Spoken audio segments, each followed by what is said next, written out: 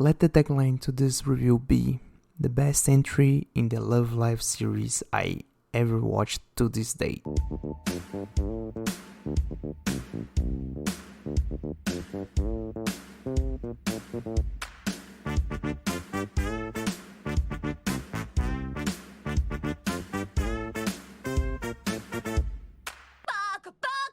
Hello everyone, welcome to the Weeb initiative. I'm your host, the Weeb. This is the show where every other week I'll be talking about anime, manga, and everything in between. This week I'll be talking about following our last episode, the second season of Love Live Nijigasaki School Idol Club.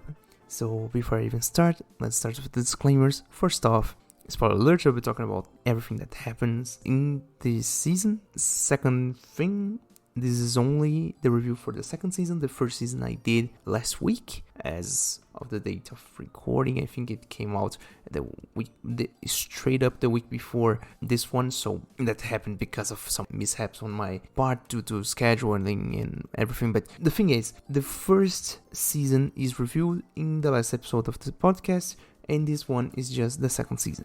The story as the first season and everything in Love Live doesn't actually have any twists, so spoiler alert is still a disclaimer that I need to do, but it's not necessary because, let's face it, it's not really important. Let's say there's no spoilers really that I can give you that will mess with the experience. I think there is a thing that happens at the very end, which for me it's kind of would be a spoiler, but let's not get into that. Alright, I'll talk about it, but that's not a spoiler. Okay, that being said, let's get with the stats. So the second season of Nijigasaki came out in April 2022 and ended in June 2022. It has 13 episodes as the first one and no OVAs. Though I will start saying that due to some scheduling things with the release of some stuff and I think announcements of entries and so on and so forth, I think they are slated to release 2 movies outside from the one that is already out. I will not cover any of these here because for the most part, I think the movies are a single things on themselves, so I may choose to review them at another time, not even in this season, maybe in a later season or later date even then. The thing is, next episode of the podcast is not about the movies. We are going to the next entry in this series, Love Live Superstar. That being said, the impression that I have of this anime was, oh my god, so good. I don't know if my voice really can communicate with this, but oh my god, this anime is so good. God damn it, this anime is so good. The thing is, I will most likely watch the movies out of sheer interest because I love this season. I love this specific entry in the Love Live. It's really nice. So let's start with the story, okay?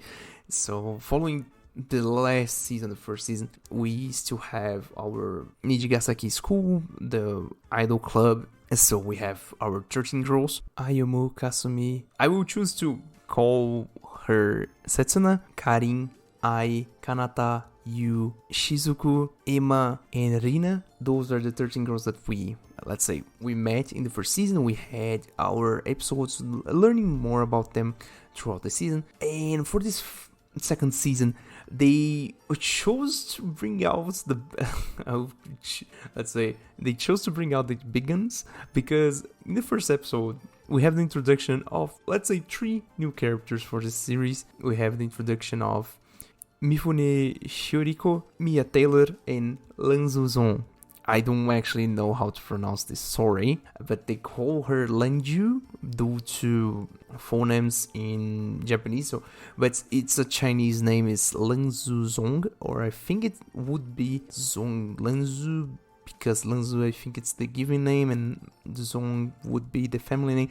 Anyways, the thing is, they introduced these 3 girls. Mifune is Shioriko, actually, it's the given name. She is a new student for the school. She entered this year as a first year, and she's working in the student council. At the start, Mia Taylor and Lanzu, they are exchange students, so Mia came from the United States and Lanzu came from Hong Kong after a long stay. She from the backstory that they give, she was actually born in Japan and moved to Hong Kong. She is childhood friends with Shoriko and let's say partners, air quotes here, with Mia, in the way that Lanzu came to Japan to be a solo school idol, and all the songs that she sings are composed by Mia, because they give a bit of lore that the Taylor family, Mia's family, is a big family in music and so on and so forth. I don't know if this is a reference to Taylor Swift. It's probably not, but it's something that if it came out that it was, I would think it's kind of okay, really. I don't know. Anyways, the thing is not... It's not about this. The thing is that Mia is a songwriter, an accomplished prodigy kid. She is 14 years old and is already on the third year of high school.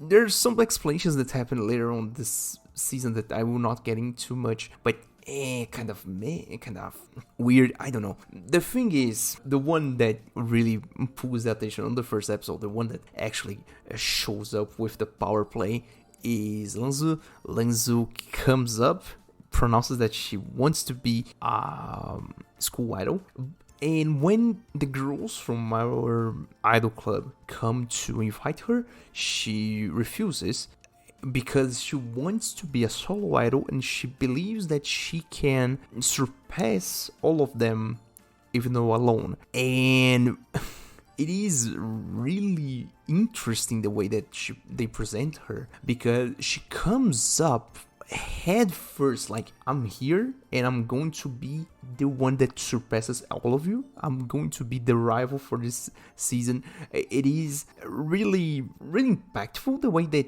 they present it, and for once, I think at the very least, and this is my opinion already, but here I'm just telling what happens in the first episode. She comes up as, I will be your rival. You need to beat me because I'm good, and I think that you guys are kind of good, but not on my level.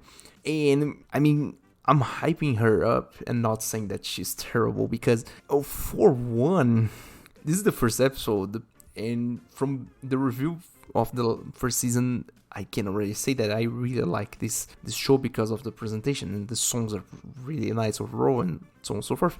The thing is, Lanzu's song in the first episode is straight up, it's really nice. I have to, at the very least, I did some of my due diligence this time. So the thing is, I was so infatuated with her first song, and I need to actually give out a tangent here. I may be biased towards her specifically because I love her design, but if you kind of know me, if you follow my Twitter or something like that, you know of my tastes, let's say. I have a thing for pink-haired girls. It's not something that I chose, it's something that just happens.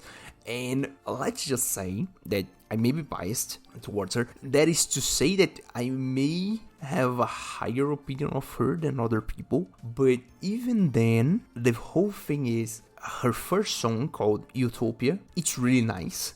I have some Chinese backstory through my family and stuff. And the thing is, right, I never really liked Chinese much, but her pronunciation, the way that she weaves into most of her phrases, her speaking, and her songs, actually well done. Really nicely done. And this is me saying that Utopia, as the first insert song for a character in this season, is a power play, in my opinion, because it is a really nice song.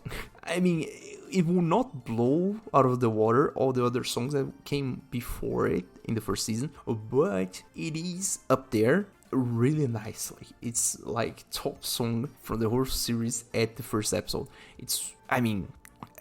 I urge you to look for it. It's really nice. That being said, the first episode is basically this. She comes up, pronounces that she will be the rival for the whole club, and refuses to join the club at this point. Mia is at this point just an unknown quantity, let's say. She hangs around Lanzu, but we don't actually get many interactions with her, so we don't actually have a baseline for her as of yet. And for this first part, Mifune is Shioriko is really, let's say, just a supporting character because she's part of the student council, but she is not strictly connected with the school idols.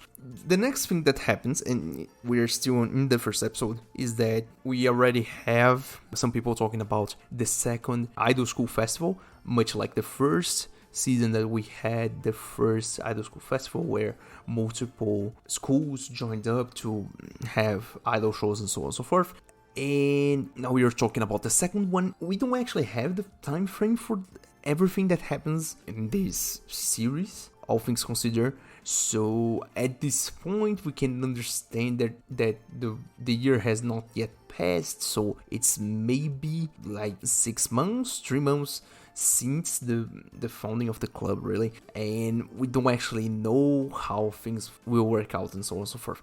The thing is, Shioriko comes up with the idea, presents the idea to the student council to join up the culture festival of the school with the idol festival. So we would do 2 events at the same time to make it big, make it louder, and basically be a better experience for everyone. That being said, we'll go through a whole lot of things, a lot of problems that they need to actually work out to make this happen, and later on this season we get the resolution more or less for this thing.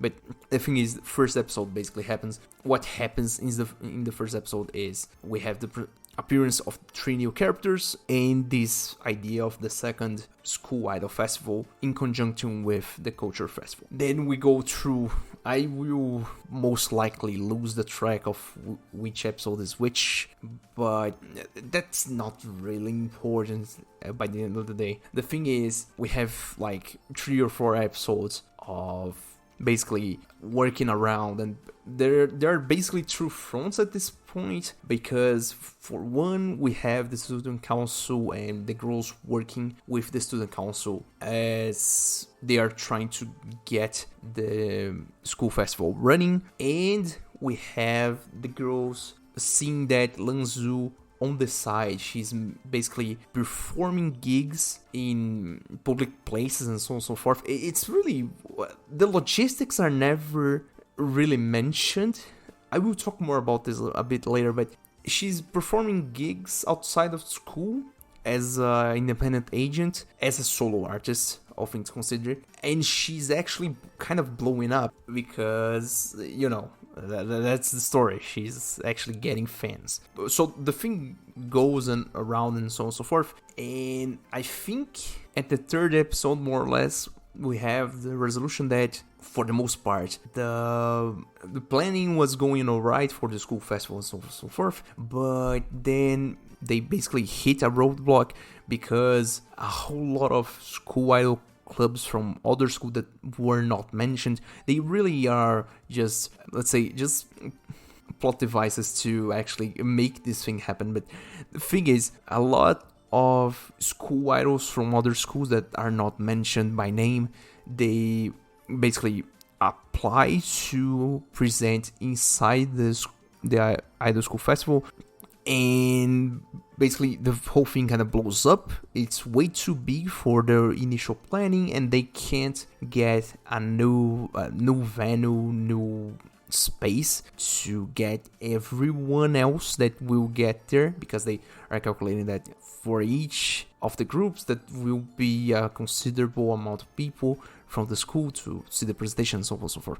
And so the thing kind of blows over and blows up, more or less. They are stuffed and they can't get a new venue, but then we see that in the midst of it, there's this really internal, it's a personal conflict in Setsuna, that she kind of wants to join up her life as student in School Idol. And in the midst of it, she kind of comes to a compromise with a whole lot of schools and so on and so forth. The inside conflict that she has is not really completely linked with this conflict that's having with the fact that they don't have a venue big enough for the public, but they kind of do this connection where she makes this compromise with a whole lot of schools that they will all have a continuous cultural festival throughout a whole week. So a cultural festival with the Idol Festival throughout the whole week. So they basically gain 4 more venues throughout the week to present with all the idols that they have, because all the schools are big enough, not as big as Nijigasaki, but big enough to accommodate more or less everyone throughout. Basically, they will dilute the whole presentation in 5 days. So if people want to see X member, X group, it's 1 day, and the other people other day, and so on. The thing is, this also happens, then Setsuna has this internal conflict, which is not directly linked with this, but she enters this internal conflict where she actually chooses to... Basically, the whole thing kind of goes really, really quickly, because Shuriko accidentally learns that Setsuna and the student council president is the same person. So with one more person knowing the secret, she basically chooses to get the cat's out of the bag already. So she just chooses to reveal herself. So at the beginning of the school festival, she just presents herself as Setsuna Yuki. She reveals that she's the student council president and Setsuna Yuki at the same time, and so the whole thing kind of goes up like that. The thing is, before that happens, and this is the part where I need to reaffirm that the timeline that I'm seeing in my head is not really the timeline that happens, but the thing is, with the, let's say, the threat from Lanzu to actually surpass everyone, the club, what's the response that the girls in the club come up with? They actually begin to unite and create units. So I will not have all the... I don't actually know if there are names for all of them, because I think the last one is not really named, but basically the units they create independent units for each of them, basically. So Emma, Kasumi, Rina, and Kanata begin one unit called Quartz. They have an insert song for this one unit, and this is a detail that I want to put here. The insert songs don't actually happen every episode now, because they have to, at the very least, do something with the plot. I like how they did it. I wish they had the insert songs, but I can understand why they did this like this. It's kind of... some parts of the plot I could cut out and put the insert song in, but at the same time, it's not really important. It's just me. The thing is, right, so they begin this unit with 4 people called Quartz. They have the first song. First song is kind of meh, in my humble opinion. I think it's okay. It's like I don't know. It's not top tier, but it's light. I don't know. Then some time passes, and I and Karin have their, let's say, their episode where I has a lot of characterization that they put in here that is, I felt at the very least, different from the one in the first season, because she feels so more immature in the second season. It's not something that really detracts from the character, but it felt kind of weird that they kind of changed her. I don't know if my impression of her in the first season was wrong, but in the specific episode that they focus on her, she seems really different from her acting in the first season. I don't know if it's me, but it feels like she's more childish. And this is where it kind of got to me, right? They don't actually mention which years who is where, so where each one is, like school year, who's a second year, who's a first year, and so on and so forth. And then it kind of got to me that we still have that same separation where we have mainly 9 girls and 3 on the third year, 3 on the second year, and 3 on the first year.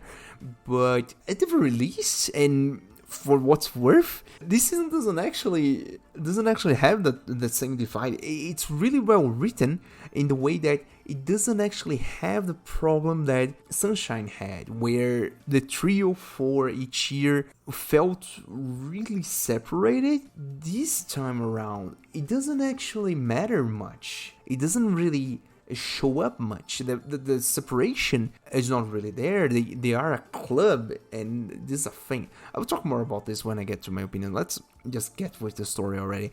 So basically, we get Ai and Karin with another. They are a duo, one unit, so called, I think, Diver Diva or something like that. And lastly, the one that actually opens up the school festival is a unit that I don't actually remember if they name it, composed of Ayumu, Setsuna, and Shizuku. And then this is basically the state of things. And throughout the school festival, we have presentations of a lot of people. We have, let's say, more development throughout of most of the girls, Mia and Lanzu more or less, but we have a fair presence of Lanzu actually watching everyone and seeing, because she basically presents them with a challenge, and I'm really glossing over the way that she does it, because at the end of the day I think it's too much detail for what I do here. But she's really brash and really harsh in the way that she speaks with them, because she's really into what she does and she's really passionate about it. And this is the archetype more or less that she falls into, is that she's the one person that she hates when people do what they do half-assed. And the fact that she's into being a school idol and she sees the girls being solo idols and rivals in a club, and you being in the club and not being an idol, and that whole synergy that they have with supporting each other even though they are rivals in this kind of media. They are solos, but they support each other while they are competing for the same fans, more or less. And she feels like this is half-assed because they are not doing it for real, because they would not, at the release, in her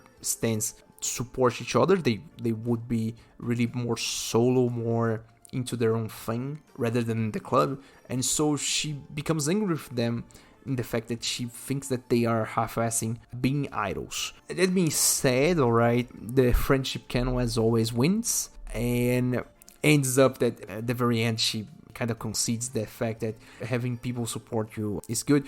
But I'll get to that when I get to that. The thing is, right, so she challenges the club to the fact that she will surpass them and so on and so forth, but the fact is that with the units, she actually concedes to the fact that she can see the competition, because they are, at the end of the day, let's say, graduating from just being solo idols into being units, and thus adding to their performance, more or less. It's the best way I can explain it. It's really not I'm not doing a good work here, but it's the best way I can explain the whole thing. And so on and so forth. The school festival goes on, and then we have development from Shuriko, because Shuriko, we have her backstory that she actually wanted to be a school idol when she was younger, and her sister, who conveniently started teaching at Nijigasaki the same kind of time frame. When the older sister was in high school, they tried to go to Love Live, but they were eliminated in the prelims, and that kind of, the flashback's not great. That's what I'm trying to say. The flashback that she shows where her sister goes to this one stage to talk to the public, I think their school, and she starts crying. It's really hard to watch. The thing is about Love Live, it's not that it is not great, but it knows where to tug on my heartstrings. It's really hard to watch that scene. So she has this whole complex where she doesn't want to relieve the painful things that her older sister had, so she basically gave up on the dream of being a school idol. But at the very least, you and the girls basically talk her into it, and then we get her insert song, and she's at this point tentatively a member of the School Idol Club. Her insert song it's kind of nice, really. The songs in this season, as I already said, really nice. I can't say it's like the best thing I ever heard, but oh my god, the quality is really nice. I think they really leaned more into, let's say, normal pop songs for the insert songs of the solos more than the units. The units are different stuff. The thing is, it's really nice, really nice. Though I want to say that the choice of style for her song specifically kind of feels weird. I don't know, the costume plus the background doesn't actually fit, in my opinion, but that's on me. Then, with this done, we finish up this arc where we have the School Idol Festival, and then the final act of the School Idol Festival is actually, we have a bit of a conflict, more or less, because at this point Yu is on the music course of the school, and so she wants to, as being a music student, she wants to compose something for the girls to sing. And the last act of the festival is theoretically a song for all the girls of Nijigasaki to sing together as a unit, and Yu is actually making it in the day of, so it is really a rush where she's getting writer's block hours before that she needs to deliver the song, and it feels kind of weird the way that they do it. But the thing is, they basically befriend Mia at this point. They get a bit of better interaction with her. She kind of becomes a friend and so on and so forth. And the thing is, at this moment, you can produce the song with help of Mia because she's a prodigy and she's already a songwriter and so on and so forth. And then they get the song done. They present. It's a pretty nice song. I don't actually think it's the best. It would be one of the lowest ranked in this specific season, but again, I think the bar is high enough to say that it's still pretty good. I don't actually know any other songs outside from the Lanzu songs because I didn't really captivate me. I think the opening is Rainbow World, but I will talk more about it later. The thing is, they finish the school festival, and then we have this one last shot of the episode where Lanzu's something is up with Lanzu at this point, because Shuriko, as her childhood friend, interacts too much with the School Idol Club, that they are basically her rivals, so there's that. Then she sees Mia together with them, and so you know what's basically going to happen. It's like 1 mile away what is about to happen, but the explanation always kind of changes, so we're up for the whole conflict, right? Then we have basically flash forward to, I think, the 8th, 9th episode. I don't actually remember. 8th, 9th episode. We have this conflict with Lanzu because at this point Mia is kind of getting closer to the girls through a whole lot of filler and some other stuff. Some episodes are focused on girls because internal struggles or the notion that the third years are going to graduate soon and so on and so forth, what everyone wants to do, and the whole thing kind of goes through its paces, right? But the thing is, right, at one point Lanzu just sends a text to Mia and says, I'm going back home. I'm going back to Hong Kong and leaving the school. And then we have this whole rush where they want to convince Lanzu to stay in Japan because she's a friend, although she doesn't actually want to admit it. And the whole thing kind of goes the way that you would. They go to the airport to catch her before she enters her flight, which again enters with the... I think I talked about this back when I did the review for the first season of the First Love Live, is people never mention the cancellation fee for flights. It's not like a small amount of money, but again, that's a detail. The thing is, right, so the whole thing kind of goes the way that you would think. They actually go there because at this point Lanzu has this notion that she did everything that she could as a school idol, and so she's done.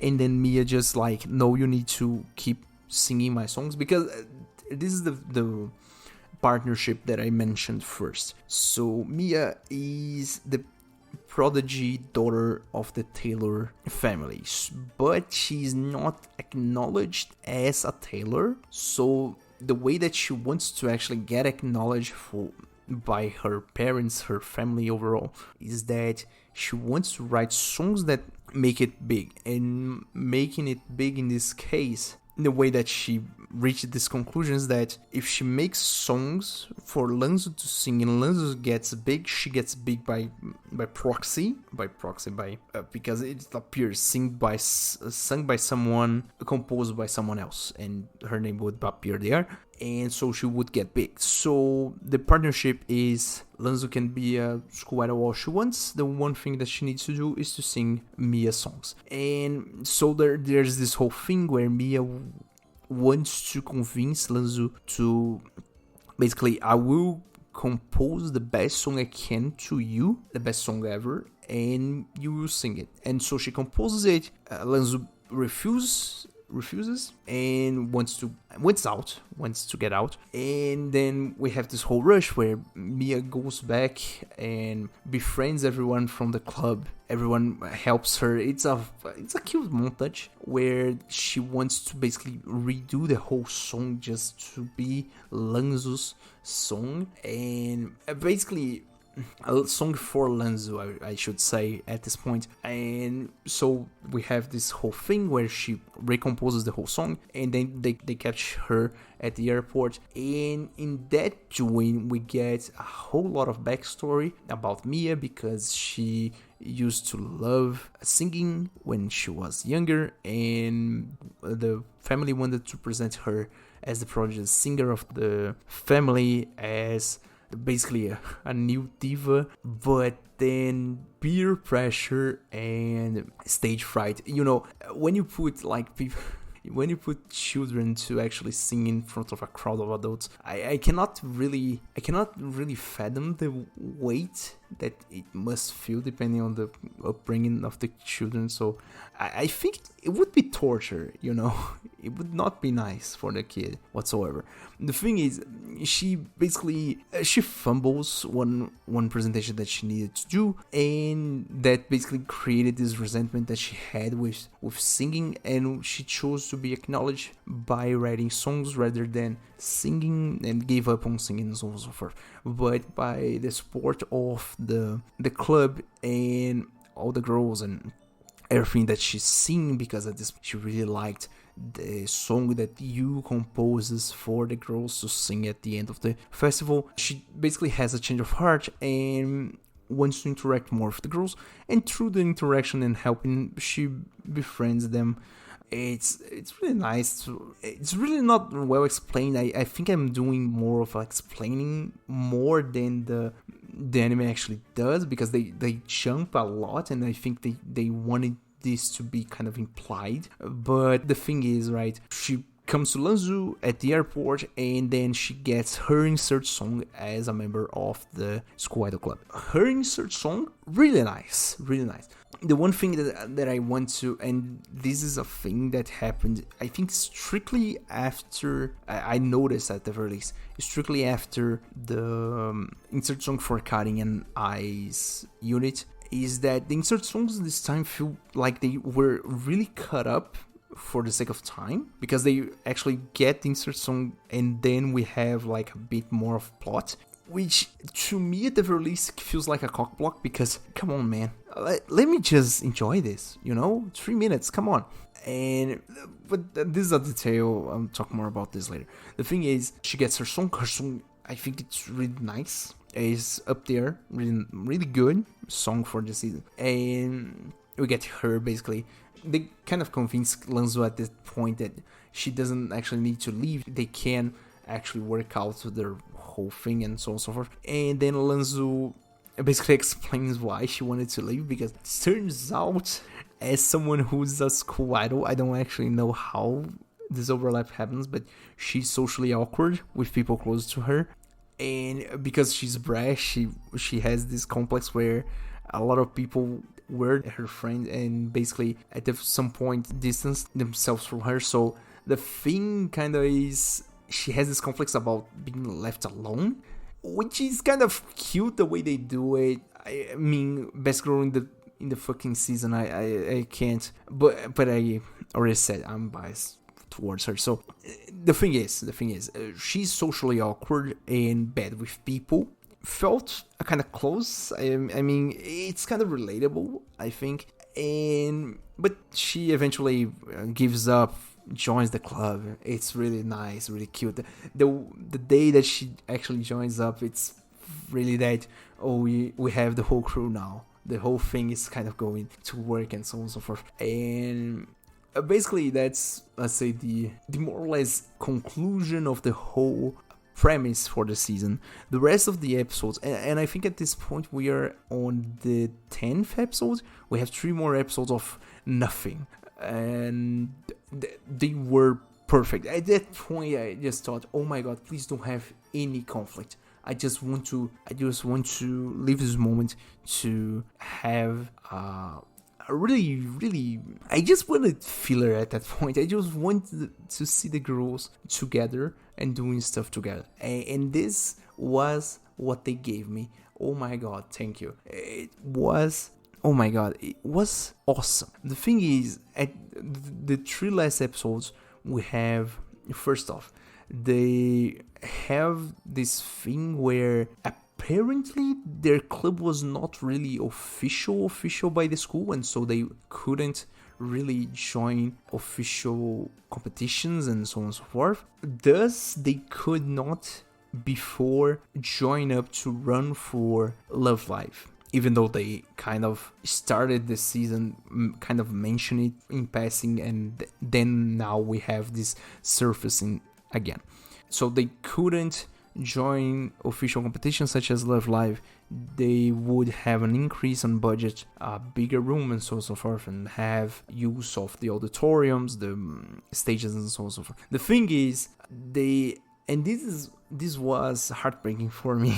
They choose to not go official and choose to not go to Love Live in favor of having Kanata's younger sister's group in Love Live and having people to cheer on them. This is not the right order, okay, of the episodes, but we have the first episode more or less is the one episode where the third years kind of get together and get the clue that they are going to actually graduate soon from school, and so it becomes this whole thing where are we going next? Because the thing about this, oh my god, I'm getting ahead of myself, but we have one episode where the third years kind of get together to kind of talk a really little bit about where they're going next. Then we have this episode where Karin basically needs help with her studies, but the focus comes to Kasumi because she's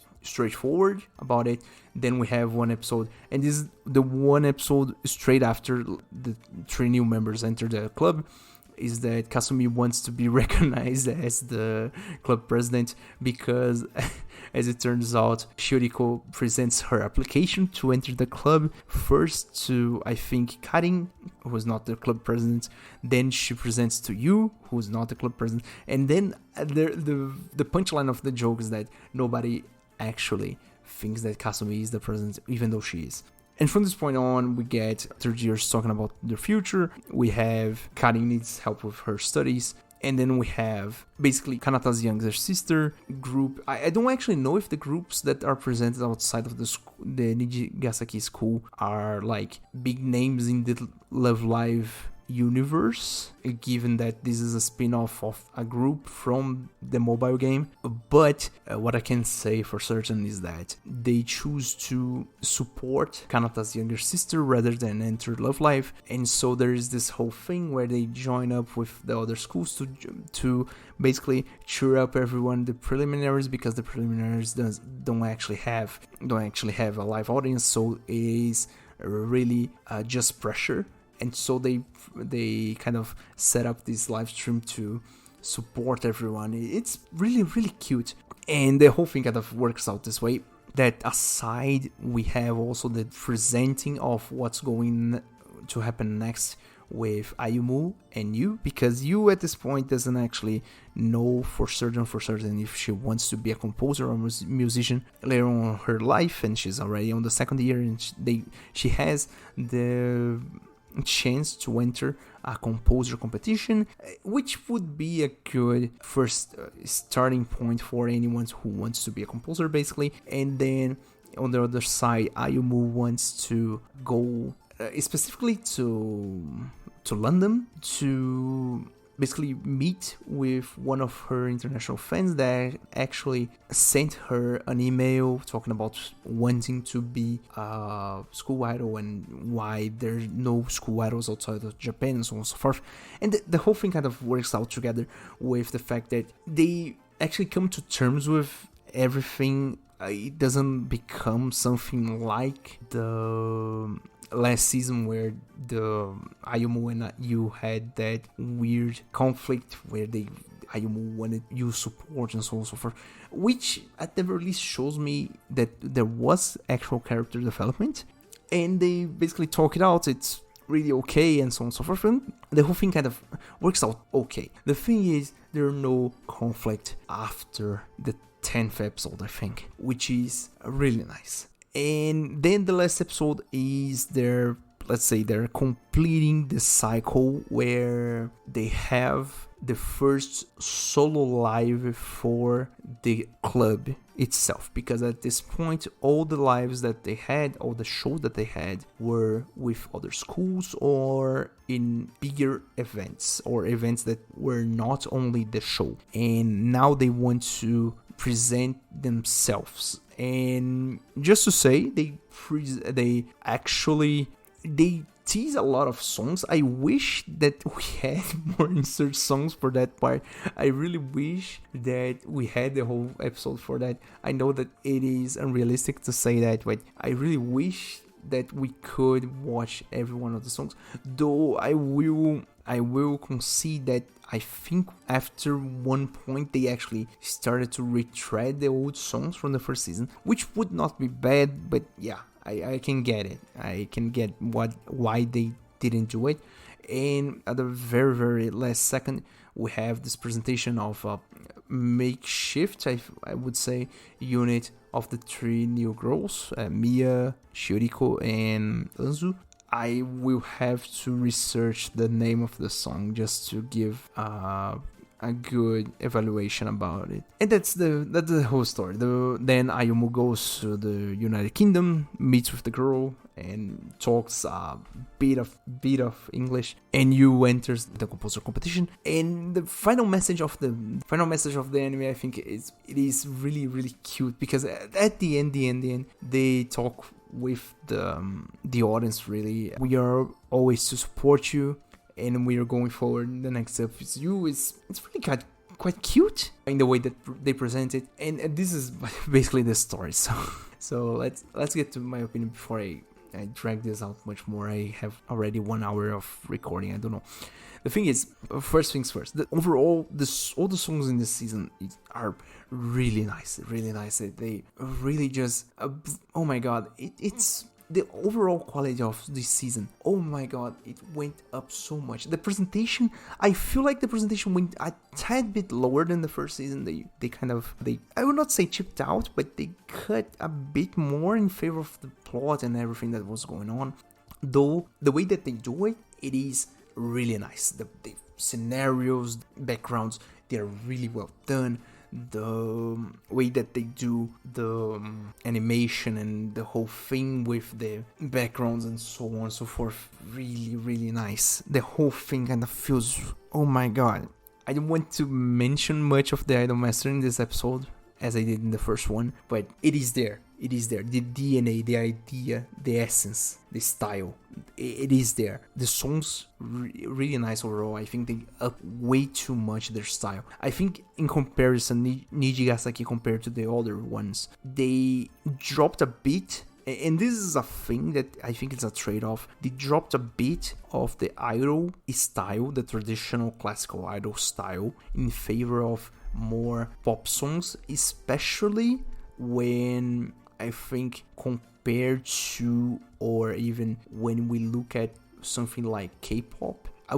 I like K-pop in my own right. This is my disclaimer, because K-pop fans can be kind of revenant sometimes. But the thing is, I like K-pop. The thing is, I think they dropped a bit of the classical idol style to go into more K-pop style, adding more electronic throughout the songs, and the instrumental especially, I think they added a lot more of electronic in the instrumental for most of the songs, and kind of added a bit of possess to it, a bit of, I don't actually know how I would describe it, but they kind of went with a vision of having mostly hype songs, and I think they did it. I think it was the best call to go all hype and don't actually have many of, let's say, kind of have one unified vision throughout the girls. They have their own styles in themselves, but they all fall into that hype song that really gives you energy, really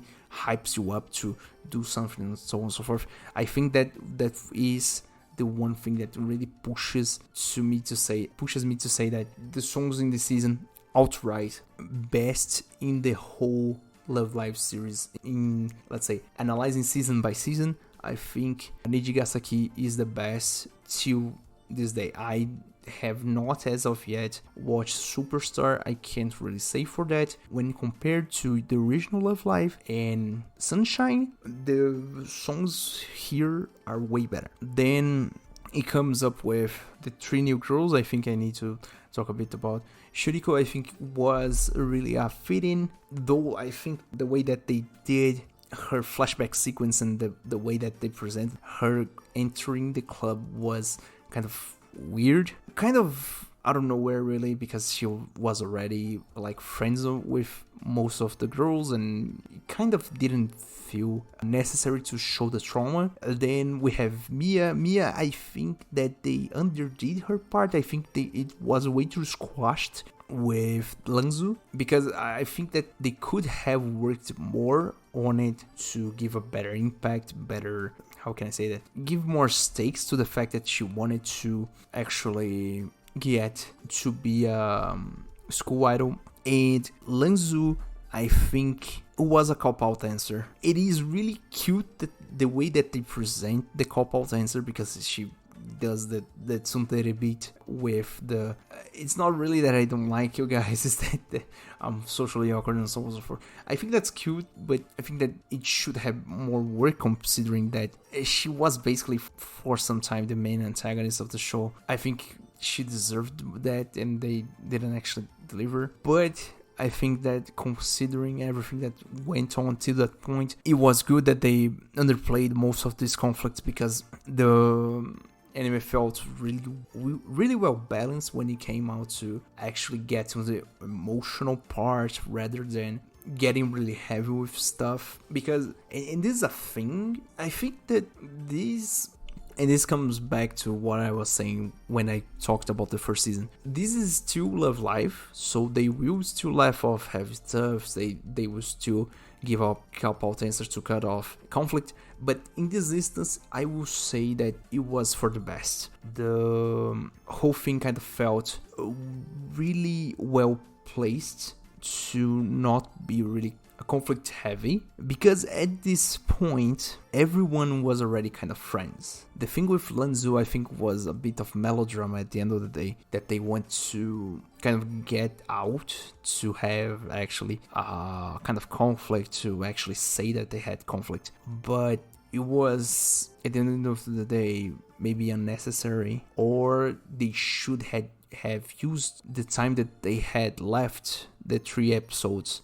to actually develop it. Because I think that at that point that they could have used it to develop the conflict more and actually give out emotional payout, a better emotional payout. But at the same time, I think that it was not the objective of this whole anime. The thing I'm trying to say is that I really wanted in my ideal platonic world, that this was done more serious, more heavy, but with 25 episodes to actually develop the girls or to actually get these ideas out. But considering everything that they needed to do, everything that was already done, let's say, was already points that they went through in the first season and so on and so forth, and the thematic of this being a really lightweight thing to watch, I feel like they did the best that they could.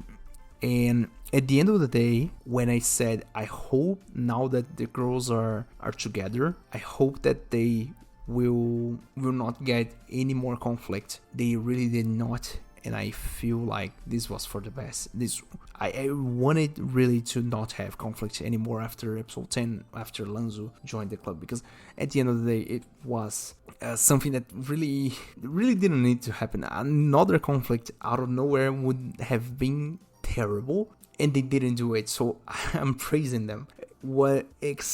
Exactly what I criticized in the first season, that they put that you and I move conflict at the end just to spite. I think that they didn't do it again and was better for it.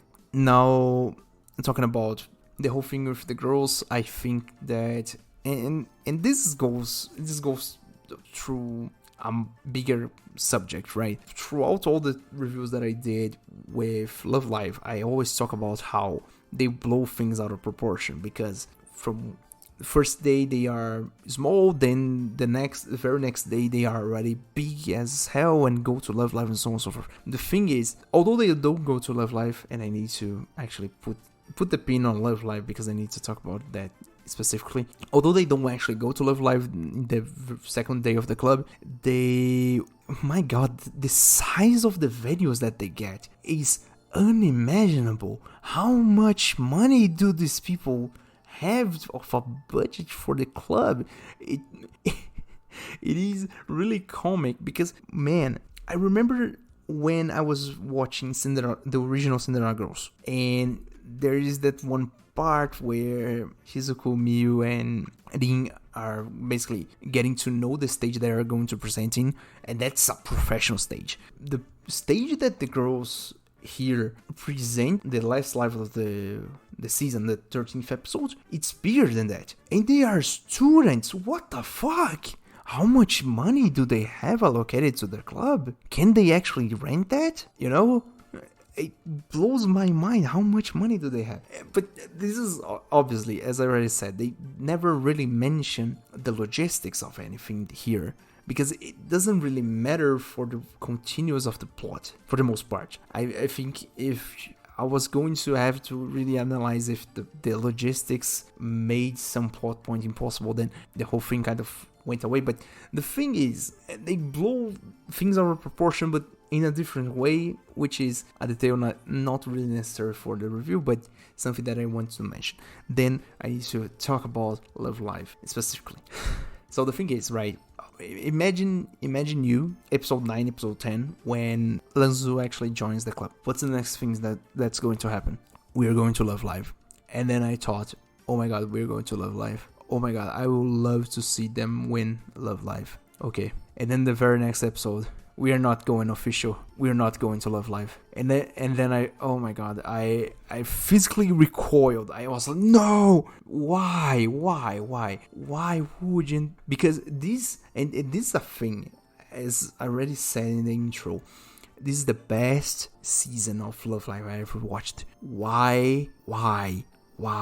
The one group that I actually kind of, I love them in their own way. Their quirks, their stories, the whole thing, their chemistry together. I love this group, Nijigasaki School Idol Club. I love them. Why aren't them going to Love Live? That's bullshit. And then I thought, oh, okay, maybe it happens in the movies. But then I look, and there's only one movie out. And it was like, there apparently are 3 movies slated. And so I thought, maybe I need to watch the movie. Maybe later, I don't know. Not right now. I know for that, not right now. And as I said at the beginning, the movies come another date. I don't know when, but eventually. The thing is, I wanted them to go to Love Live. They would be the guys that I would be actually, as audience of the anime, be supporting them. I would be like, yeah, they're doing it. And then they don't go to Love Live for some reason. Why? It would be perfect, man. It would be perfect. Come on. Come on. The thing is, everything considered, this season is awesome. The girls are awesome. As I already said, I'll say again, the girl of the season that basically stole the show the day she entered, Lanzu, my beloved.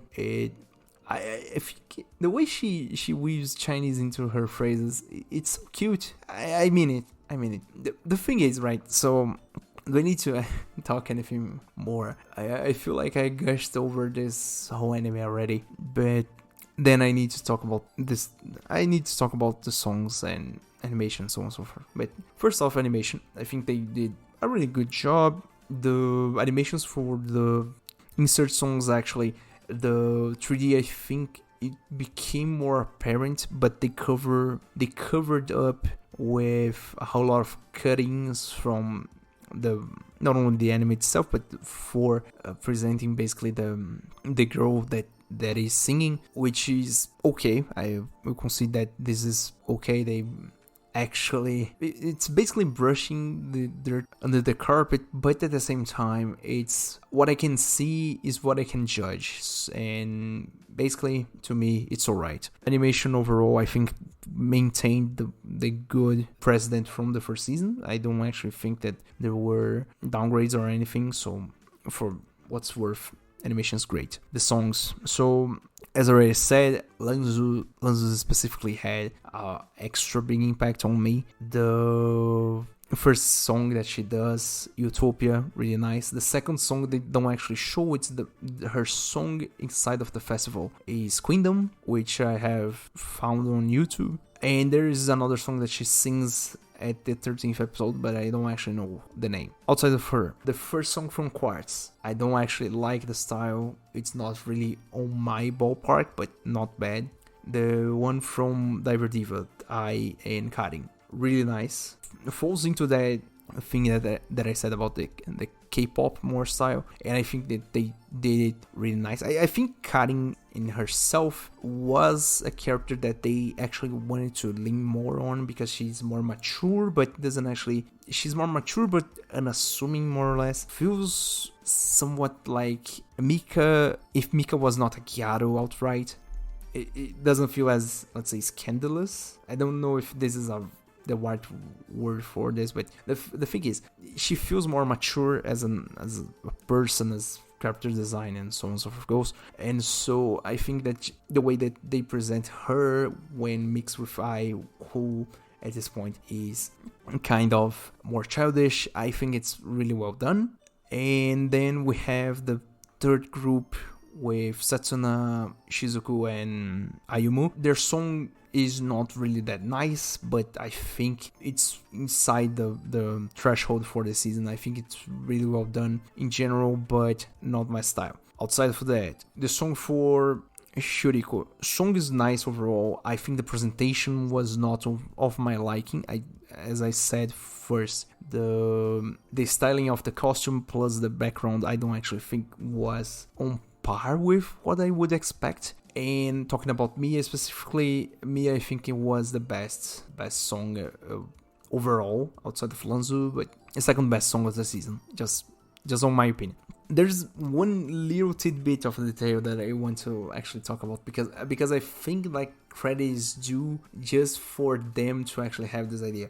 At the very end of the 13th episode, the girls all sing a new song together as a actual unit of 12 girls, and so that includes Lanzu, Shuriko, and Mia all together with all the other girls that we already had. Whenever there's a solo that there's a focus on one girl, the background of the animation would change to match the background of their insert song in the first season or the second season respectively, not the costume, just the background. And I think that that's a really nice detail to add, just to add to the idea that, and this is the central idea, I think, of the whole series. I think went through this, and I didn't actually mention till now. This is a story about unity, and not only unity, but it's a story about, air quotes,